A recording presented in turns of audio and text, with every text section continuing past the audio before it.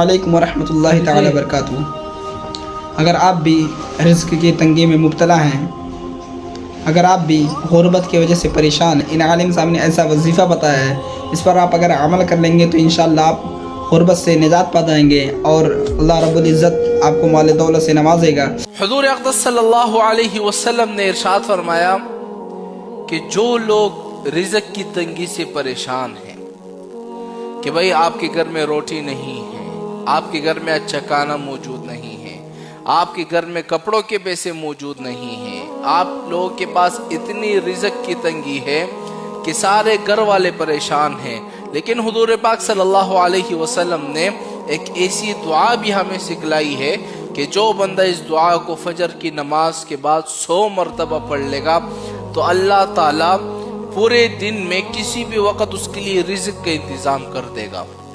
अगर आपको 10,000 रुपए चाहिए हो, इस दुआ को फजर की नमाज के बाद 100 मरतबा पढ़ लो, इंशाअल्लाह हो सकता है उसी दिन अल्लाह ताला कहीं न कहीं से आपके लिए पैसों का इंतज़ाम कर ले।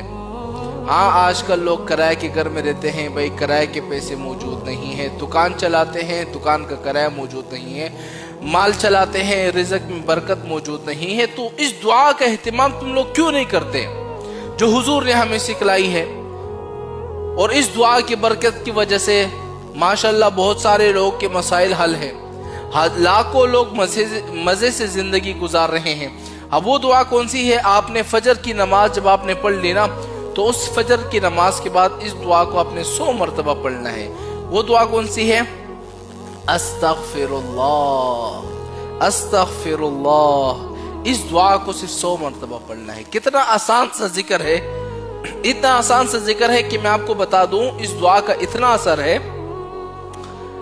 एक बंदा मेरे पास आता है कि मौलाना साहब घर का किराया भी देना है, दुकान का भी किराया देना है, 3 महीनों से शार्ट है, घर में खाने को कुछ नहीं है। लेकिन जब वो बंदा ये वजीफा शुरू करता है ना, अल्लाह का शुक्र है 1 महीने बाद दुकान के भी किराया खत्म, घर का भी खत्म, उसके बाद रिज़्क़ में फरावानी, रिज़्क़ में ऐसी बरकतें नाजिल हुई कि बंदे के चेहरे से फिर खुशी महसूस होती है कि हाँ भैया ये बंदा खुश है, उसकी सारी परेशानियां खत्म हुई। क्यों? इस दुआ की बरकत की वजह से।